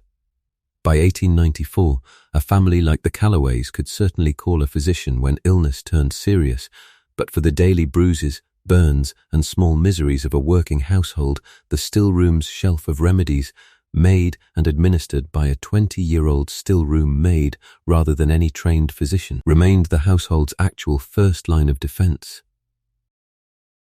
Grace's shelf, kept in a cupboard just inside the still-room door, holds a modest but reliably useful collection built up over years by whichever still-room maid came before her. There is feverfew dried and tied in small bundles for headache, a bottle of elderflower cordial that doubles as a remedy for a cold coming on, a jar of goose grease mixed with camphor for chests gone tight in winter, and a tin of plain mustard for the poultices Mrs. Garrow swears by whenever anyone in the kitchen complains of a chill settling into their chest. None of it is exotic, and none of it would impress a physician trained at a proper hospital. But it is proven, cheap, and immediately at hand, three qualities that mattered enormously to a household where calling a doctor out after dark cost money nobody wished to spend on anything short of a genuine emergency. None of this was written down as policy anywhere. It did not need to be. Every servant in this kitchen, Nell, Ivy, and Grace alike, had absorbed these rules the way children absorb the rules of a game nobody ever formally explained. Through observation, correction, and the occasional harsh lesson learned at somebody else's expense. They governed everything from who could speak to whom, to how much illness a body was permitted before it stopped being useful, to the precise, narrow hours in which a young woman's private life was allowed to exist at all. Let us return now to the kitchen at Wexford Gardens, where the fire still needs banking, the last rounds of the house still need making, and the night's quietest and, in its own way, most human hour is just about to begin. By 11 o'clock, the house above the kitchen has gone still in the specific way a large household goes still, not all at once but floor by floor. The drawing room emptying first, then the upstairs landing, then, one by one, the bedroom doors closing until only a single candle still burns somewhere above. Mr. Calloway reading a little later than his wife, as he does most nights. Mr. Yardley makes his final check of the ground floor windows and retires to his own small room near the pantry, and the house, from the front door to the attic, is finally, officially, the servant's own for the next 5 hours. This is the hour almost nobody outside a household like this one ever saw, and it is worth pausing over because it corrects perhaps the deepest misunderstanding people carry about domestic service. The common picture holds that servants, once the family had gone to bed, simply collapsed into exhausted sleep themselves, too tired for anything resembling a life of their own. The reality, at Wexford Gardens and in countless kitchens like it, was closer to the opposite. The hour after the family retired was, for many servants, the only hour of the entire day that belonged to them, and they defended it fiercely, filled it deliberately, and remembered it, according to the handful of servants who later wrote memoirs of this life, more fondly than almost anything else about their working years. Mrs. Garrow moves first, taking down the good brown teapot kept on a high shelf specifically for this purpose, distinct from the plainer pot used for the servants' meals during the working day. It is a small, unremarkable ritual repeated in kitchens across England every single night of the year. The last cup of tea, made properly, with leaves rather than the used dregs stretched through a second brewing, and drunk sitting down, all four women gathered around the same table where an hour earlier Nell was scrubbing copper. There is no equivalent ritual upstairs. The family drinks its tea from delicate china carried up on trays by servants who then withdraw. Here, in the kitchen, the tea is shared, poured by whoever is nearest the pot, and the sitting down itself is the point as much as the tea.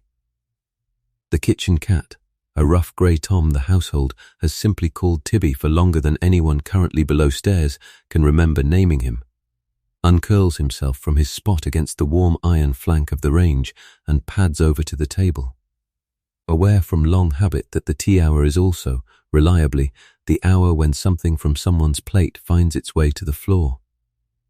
He was never formally hired for any purpose, but he earns his keep well enough catching mice in the larder and the still room, and Mrs. Garrow, whatever she says aloud about not encouraging him, keeps a small dish behind the flour bin that never seems to stay empty for long. Tonight he settles against Ivy's ankle, since Ivy has always been the softest touch among the four of them, and she reaches down without looking to scratch behind his ears, while Mrs. Garrow pretends not to notice the second small kindness of the evening passing quietly under the table. Ivy, released at last from the scullery, drops into a chair with the boneless collapse of a 14-year-old who has been on her feet since 5 that morning, and Mrs. Garrow, without being asked, cuts her a slice of bread and dripping from what remains of the loaf, sliding it across the table without comment, because comment would only embarrass a girl already trying not to fall asleep at the table. This is one of those small kindnesses that never appears in any household account book and would have struck the family upstairs, had they somehow witnessed it, as entirely unremarkable, and yet it is exactly the kind of gesture that made the difference. On any given night, between a scullery maid who could bear her position and one who quietly gave notice within the month, the conversation that flows over that shared pot of tea is a conversation the family upstairs would never hear and, in most cases, never imagined existed. Grace reports with the dry, understated relish of someone who has spent all evening waiting to say it that the fishmonger's boy overcharged the kitchen for cod again this week, a fact she intends to raise with Mrs. Considine before Friday. Mrs. Garrow complains, not for the first time, about Miss Cecilia's newly developed habit of refusing supper and then wanting biscuits an hour later, a complaint delivered with more fondness than its words suggest, since Mrs. Garrow has cooked for that household long enough to remember Miss Cecilia doing exactly the same thing at the age of 6. Nell says little, turning her cup slowly between her hands, thinking about the note in her apron pocket, and Ivy, half asleep already, asks whether there will be enough bread and dripping left over for breakfast, a question Mrs. Garrow answers by simply cutting her a second slice. Grace, for her part, says little about herself during these gatherings, keeping her own ambitions closer than Nell keeps hers, though Nell has pieced together enough over 18 months of shared evenings to understand the shape of them.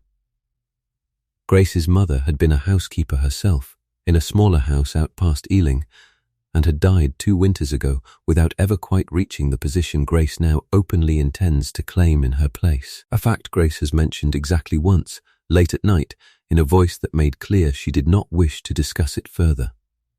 She studies the household accounts whenever Mrs. Considine leaves them within sight, not out of idle curiosity, but because she means to understand every part of a housekeeper's work years before anyone offers her the position.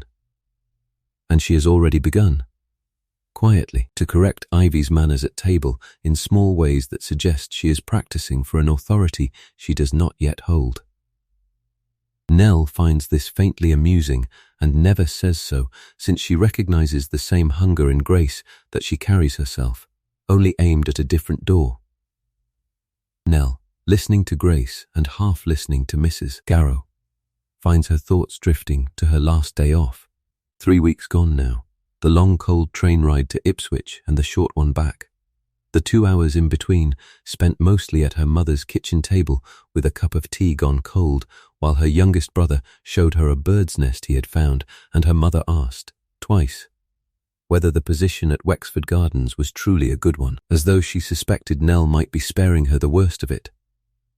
Nell had said yes both times, and had mostly meant it, though she had not mentioned the copper, or Ivy's chapped hands, or the particular ache that settles into her own feet by 10 most nights, because some things a daughter simply does not carry home to a mother who cannot do anything about them anyway. This is where most people get the picture wrong twice over. First, by imagining the below-stairs world as a scene of constant deference and misery, and second, in overcorrecting, by imagining it instead as an easy, cheerful camaraderie without hierarchy or friction. The truth sits somewhere between the two and is more interesting than either. Mrs. Garrow's authority in this kitchen is absolute and never seriously questioned, and yet within that authority there is real warmth, real attention paid to a homesick 14-year-old, real conversation conducted as equals on the subjects that mattered to the four of them rather than to the family upstairs. Hierarchy and kindness were not opposites in this kitchen. They coexisted. The way they coexist in most human institutions, however uncomfortable that fact might be to a modern audience looking for a simpler story.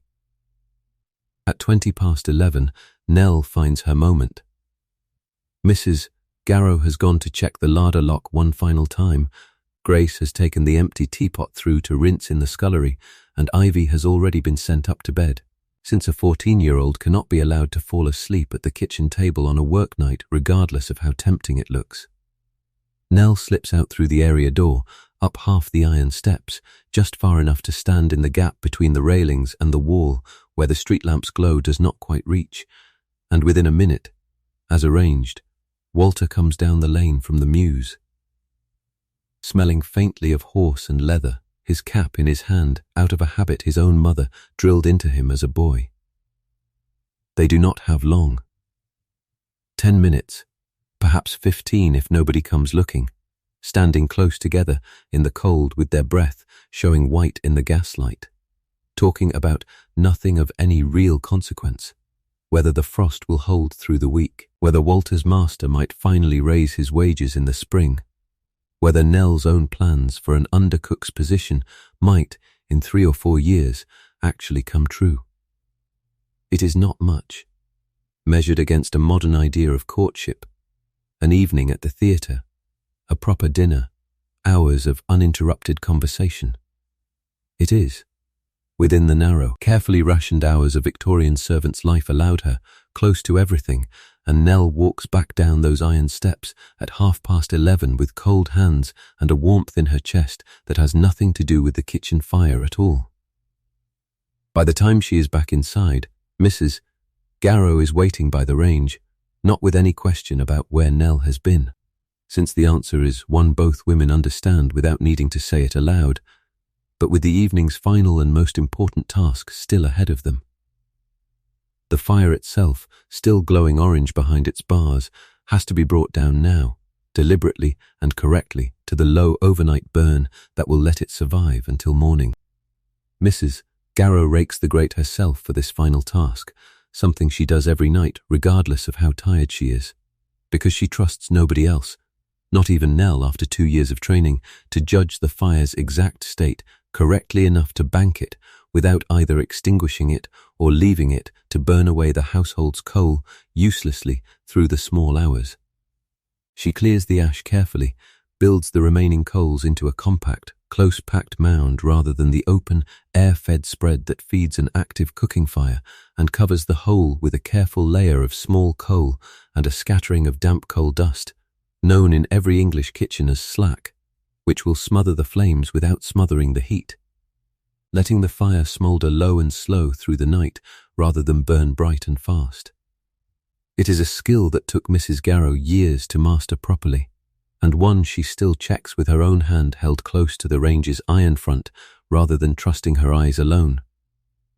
Because a fire banked correctly will still be glowing, low and orange, when she comes down at 4:30 tomorrow morning, ready to be raked back to life with far less coal and far less effort than starting cold would require.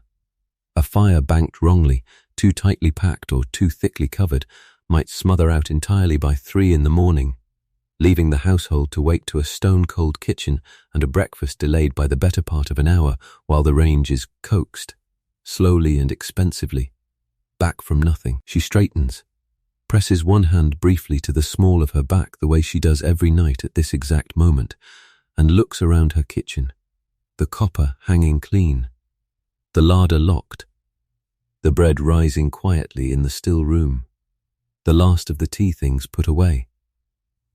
Grace has already gone up. Nell is banking the last of the small kitchen candles, ready to carry one up for herself and leave the rest for the morning. In perhaps 10 minutes, the two of them will climb the same narrow back stairs the family's own hot water travelled up 2 hours earlier, and the kitchen at Wexford Gardens will, for the first time since before dawn this morning, finally be empty. Before we follow them up, there is one last piece of this world worth understanding. Because the arrangement we have just watched, 4 women, 1 fire, 1 hierarchy, 1 house, was already beginning in 1894 to show the first cracks of a change that would eventually remake English domestic life almost beyond recognition. Let us step back for a moment from this one kitchen, because the world around it was not standing still, whatever the unbroken rhythm of that never-dying fire might suggest. In 1891, 3 years before the evening we have been watching, the national census recorded something close to 1.5 million domestic servants in England and Wales, the overwhelming majority of them women, making domestic service by a wide margin the single largest category of paid employment for women anywhere in the country, well ahead of textile work, teaching, or any form of retail or clerical labour. Indoor female servants outnumbered indoor male servants by roughly 24-1, a ratio that tells its own story about which households could afford which kind of staff and which kind of labour English society considered naturally suited to women. Households of every size below the aristocracy and above the truly poor. Families like the Calloways on Wexford Gardens depended on this enormous, mostly invisible workforce simply to function at the standard their social position demanded. And yet, at the very moment that workforce reached something close to its historical peak, the ground beneath it had already begun, quietly, to shift. Part of the pressure came from education. The Elementary Education Act of 1870 and the further acts that followed it through the 1880s had put a basic education within reach of nearly every English child, including the daughters of labourers and tradesmen who, a generation earlier, would have gone straight into service at 12 or 13 with little more than the ability to read a Bible verse and count small change. A girl leaving school in the early 1890s with a genuine, if modest, education behind her had options her own mother had not possessed. Options that a scullery position, needed as it still was, could not compete with once they became available in sufficient number. Those options were, in 1894, still relatively narrow and mostly the preserve of somewhat better-off families than Ivy's. But they were growing. The typewriter, patented commercially in America 2 decades earlier and increasingly common in English offices by the 1890s, had begun creating an entirely new category of respectable female employment: the lady typist. Drawn largely from the same lower middle-class families that might once have sent an unmarried daughter into a governess post as the only genteel alternative to spinsterhood at home. Department stores, expanding rapidly in London through this decade, needed shop assistants in growing numbers, work that was exhausting in its own right, but carried none of the live-in restrictions. The followers' rule, or the 24-hour claim on a young woman's time that domestic service demanded as a matter of course. Factory work, though harder and often worse paid than people today assume domestic service was by comparison, offered something service structurally could not: a clearly defined working day that ended, allowing a young woman her evenings and her Sundays as genuinely her own rather than granted at an employer's discretion. The kitchen itself was on the edge of its own quiet revolution, though almost nobody standing in one that November night would have called it that. Gas cookers had existed in England since the middle of the century and were being marketed with growing confidence through the 1880s and 1890s, promising a fire that lit instantly and needed no banking, no raking, and no relighting from cold at 4:30 in the morning. Adoption was slow, since the appliances themselves were costly to install, and many households, the Calloways among them, remained loyal to the coal range they already owned and the cook who already knew how to manage it. But the direction of change was unmistakable. Electric light, too, was beginning to appear on a handful of grander London streets and in a few of the most modern houses, though it would be decades yet before it reached an ordinary kitchen in a house like this one. Nell would live to see both changes arrive in kitchens very like hers, coal giving way first to gas and eventually to electricity, and the hard-won skills she was learning that November night, the exact judgment of a coal fire's needs by eye and by hand, would become, within her own lifetime, a kind of knowledge nobody needed anymore. Much of what we know about evenings like this one, the wages, the hierarchy, the hidden courtships and small kindnesses, comes down to us today because a handful of former servants eventually wrote about their own lives in service. Women like Hannah Cullowhick, whose extraordinarily detailed diaries from mid-century England recorded the physical reality of domestic labour in a way almost no employer ever thought to. And Margaret Powell, whose memoir of kitchen work a generation after Nell's became one of the first, widely read accounts of service told from below stairs rather than above them. Historians including Pamela Horn, Frank Dawes, Judith Flanders and Lucy Lethbridge have since drawn together those scattered voices, along with household account books, census records, and the etiquette manuals mistresses actually consulted, into the fuller picture this evening has tried to describe. Nell, Ivy, Grace, and Mrs. Garrow are composite figures built from that documented history rather than drawn from any single real household. But the wages, the hours, the hierarchy, and the rules that shaped their evening were the actual conditions of actual Victorian kitchens, recorded by the people who lived inside them and the historians who later took the trouble to listen. The numbers are worth pausing over, because they show a system already beginning to strain rather than simply persisting unchanged. Employers across England were, by the final years of the century, complaining with increasing frequency and increasing volume about what they called the servant problem, meaning their growing difficulty finding, and more pointedly keeping, good household staff. Wages for cooks and housemaids crept upward through the 1890s and into the new century precisely because supply was tightening, a straightforward economic response to the fact that fewer young women were choosing or being pushed by family necessity into a life that offered board, modest wages, and almost no personal freedom, when alternatives offering more of the latter, even at some cost to the former, were slowly becoming available. Mrs. Considine felt this shift directly every time she needed to replace a servant, since finding new staff meant applying to one of the registry offices that had sprung up across London to match mistresses with servants. Paying a small fee for the introduction and relying on written characters she could not always verify as thoroughly as she would have liked. Ladies' domestic journals of the period, the same publications that printed Mrs. Beeton's recipes and her advice on managing a household, increasingly ran columns complaining that good servants had become nearly impossible to find and harder still to keep, a complaint so common by the last decade of the century that it had become something close to a genre of its own among the mistresses of England, discussed over tea with the same weary familiarity as the weather. Few of those same mistresses paused to ask why a clearly defined working day, a fair wage, and one's own evenings free might have started to look more attractive to a young woman than a live-in position that claimed nearly every hour she had. None of this touched the world of Wexford Gardens directly on this November night in 1894. The Calloway household would keep its 9 servants for years yet, and a girl like Ivy, 14 and newly arrived from wherever poverty and family circumstance had sent her, still had few practical alternatives to the position she now held.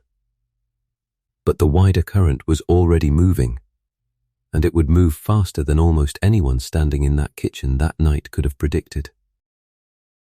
Within 20 years, the outbreak of a war that none of the 4 women in that kitchen could have imagined would pull huge numbers of working-class women into munitions factories, transport work, and clerical positions vacated by men called to fight. work that paid better and demanded, for the first time on a mass scale, a defined working day. Many who left domestic service for war work never returned to it, and the households that had once employed 9 or 10 servants without a second thought would spend the following decades making do with 2, or 1, or none at all. For our composite figures tonight, that distant future carries a particular weight worth sitting with. Grace's ambition to become a housekeeper before she turns 30 was, in 1894, a genuinely realistic path.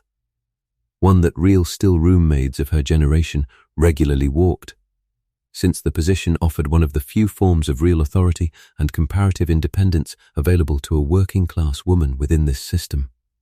Nell's own quieter ambition to save enough and learn enough to become an undercook and eventually a cook in her own right, likewise reflected a career path that hundreds of real Victorian kitchen maids actually achieved, moving from house to house, each move bringing a slightly better wage and a slightly larger kitchen, until a woman who began as a scullery maid at 13 might, by 40, command a kitchen and a staff of her own.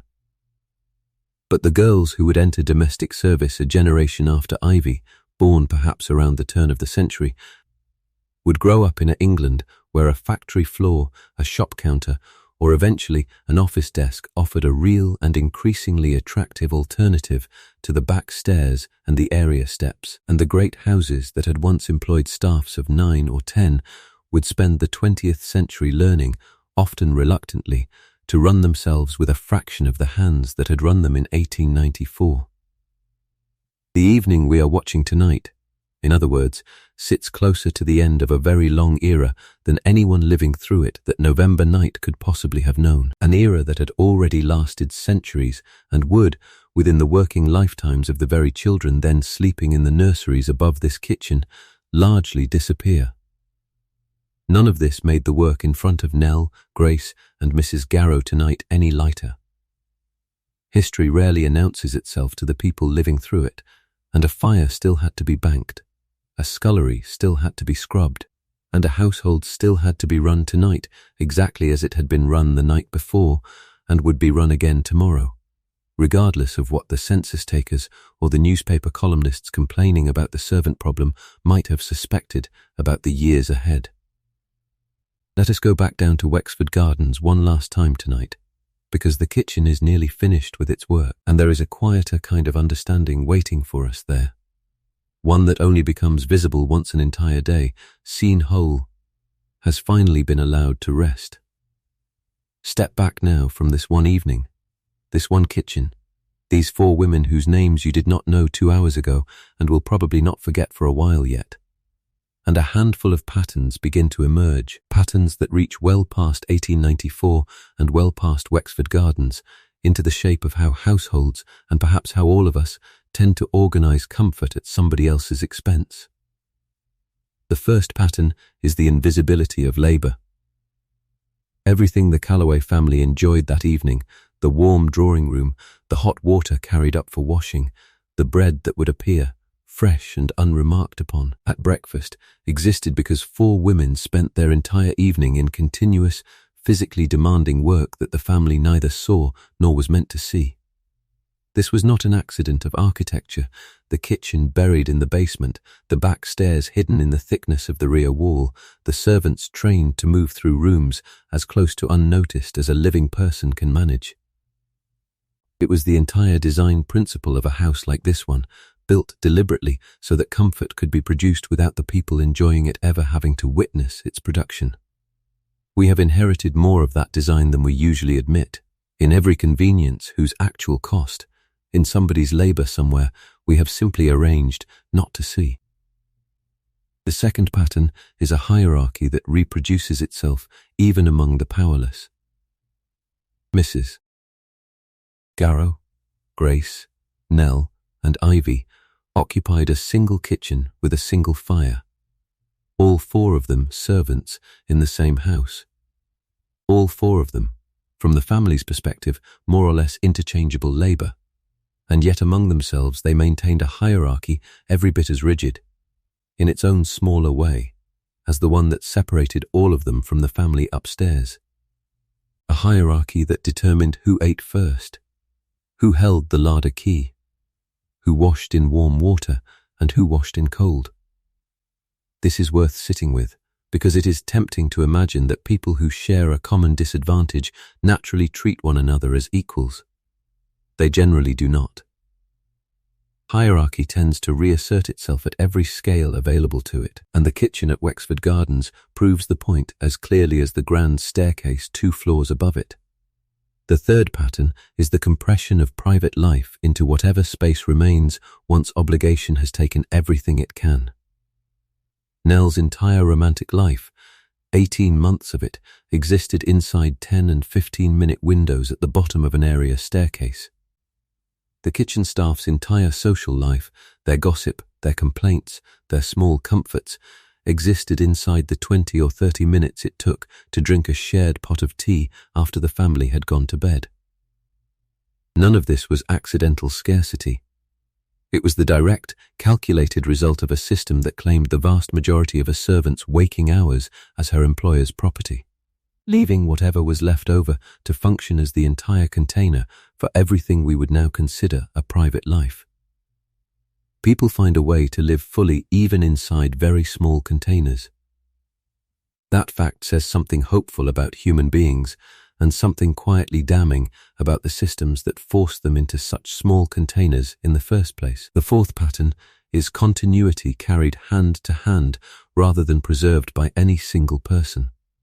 The fire in that kitchen range had not gone out in longer than Nell had worked there, and it would not go out tonight either, because Mrs. Garrow banked it correctly, the way she had banked it every night for years, the way she had presumably been taught by some earlier cook in some earlier kitchen, stretching back through a chain of hands that none of the 4 women standing in that kitchen tonight could have named or traced.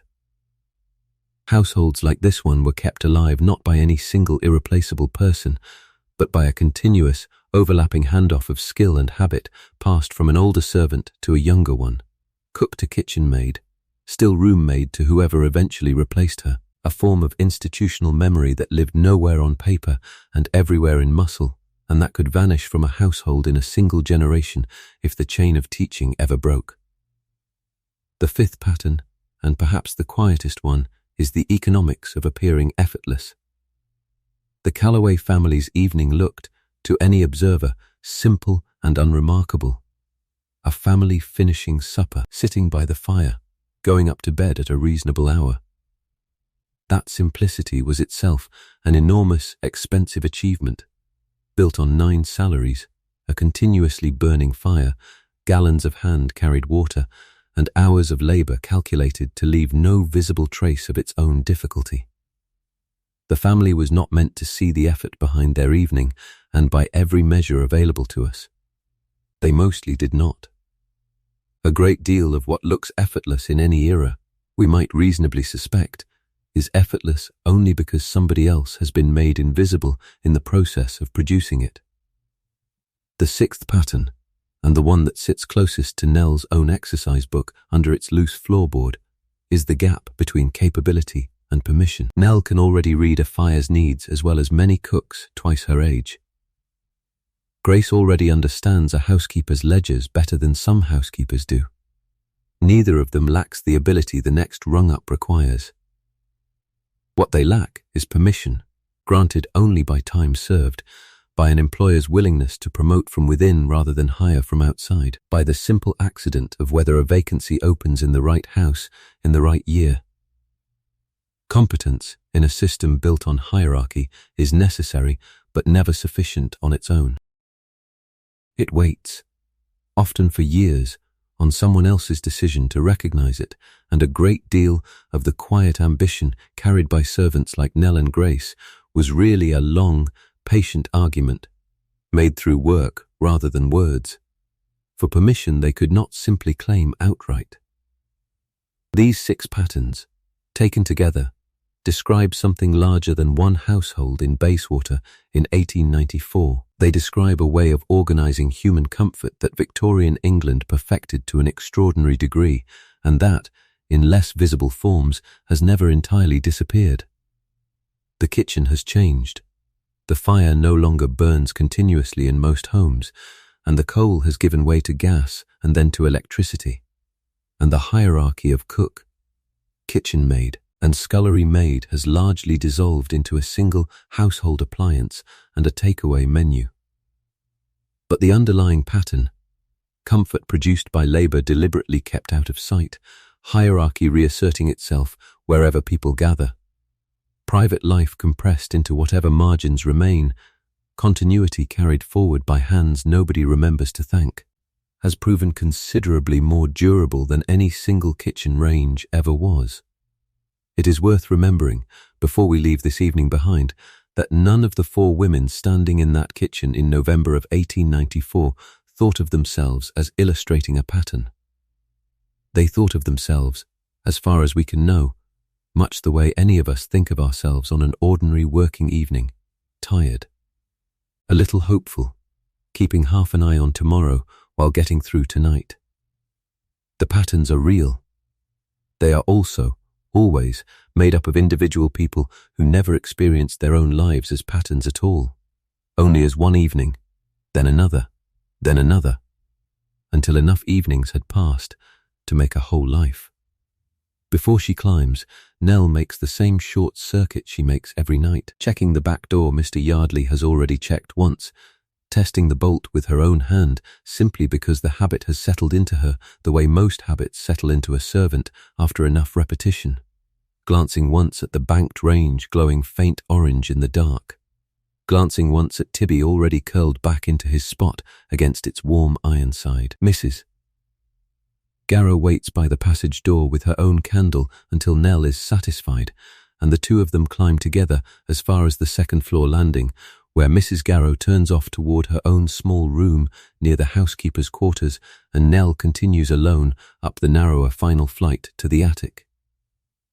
Somewhere outside, muffled by the fog and the thick brick walls, a church clock 2 streets away begins to strike the quarter hour, a few thin notes carrying faintly through the cold air to a street that has, by now, almost no one left awake to hear them. The candle Nell carries up the back stairs at 1/4 to midnight throws a small, unsteady circle of light against the whitewashed wall, and behind her, the kitchen settles into the low, dark quiet it will keep until 4:30 tomorrow morning, when Mrs. Garrow's alarm will sound and the entire evening we have just watched will begin, in reverse, all over again.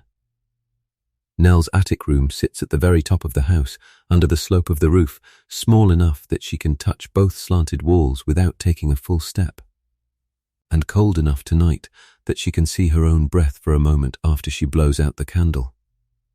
Ivy is already asleep in the narrow bed across from hers, breathing the deep, even breath of a 14-year-old whose body has simply refused to stay awake a minute longer than necessary.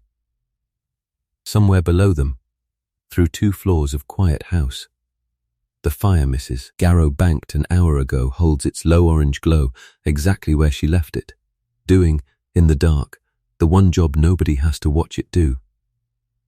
Nell lies still for a moment before sleep takes her, listening to the particular hush of a fog-bound London night.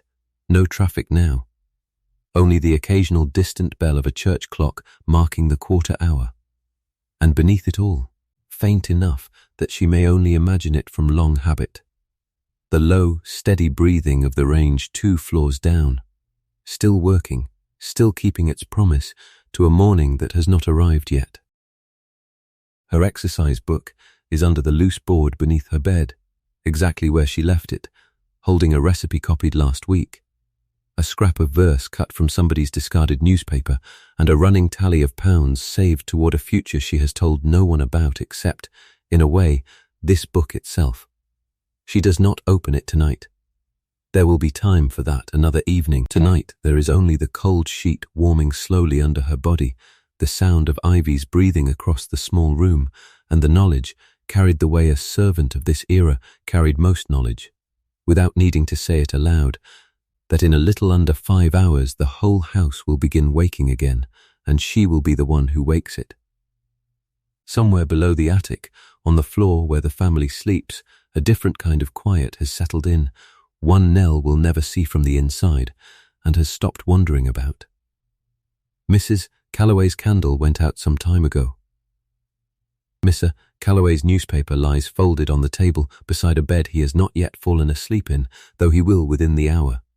Miss Cecilia, in the room that still holds a scattering of her childhood dolls alongside her new grown-up hairbrushes, sleeps the deep, untroubled sleep of a 16-year-old whose only real worry tonight was whether her fingering at the piano had improved. None of them know, or have any real reason to know, that a scullery maid 2 floors above them cried herself quietly to sleep some nights during her first month in this house, or that a kitchen maid 1 floor below them keeps a secret ledger of ambition under a loose board, or that a fire 2 floors beneath all of them has been kept alive, without interruption, for longer than any servant now working in that kitchen can remember.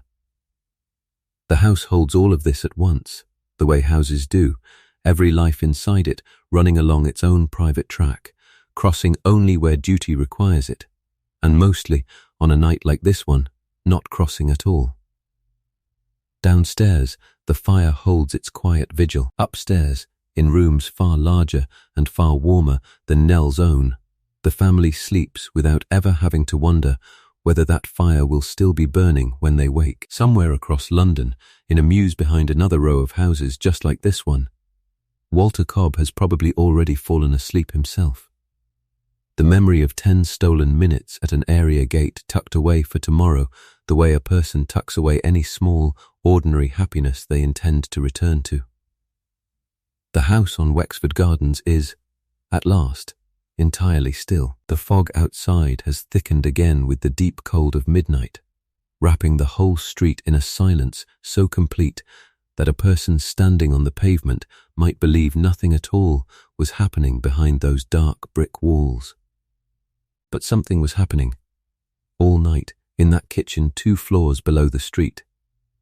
Something that happened in 10,000 kitchens like it across England on that same November night, and would happen again tomorrow, and the night after, for as long as houses like this one needed a fire that could never be allowed to fully go out. That is where we will leave them tonight, friend. In that deep quiet that only settles over a house once every fire has been banked and every door has been checked twice. Somewhere above the kitchen, Nell is finally asleep. Somewhere below her memory of it, the range keeps its low, patient burn, exactly as it has every night, exactly as it will again in a few short hours when a tired, capable woman comes back down to wake it. The clock has just struck midnight. Tomorrow begins in this house long before today has fully finished, and it always will, in one form or another, in every house that has ever needed someone awake before dawn so that everyone else could sleep through it. Wherever you are tonight, whatever hour has found you listening to this, I hope this was good company. Sleep well. We have spent an evening somewhere real, in a kitchen that is long gone now, kept alive for a little while longer by nothing more than the simple, stubborn act of remembering it.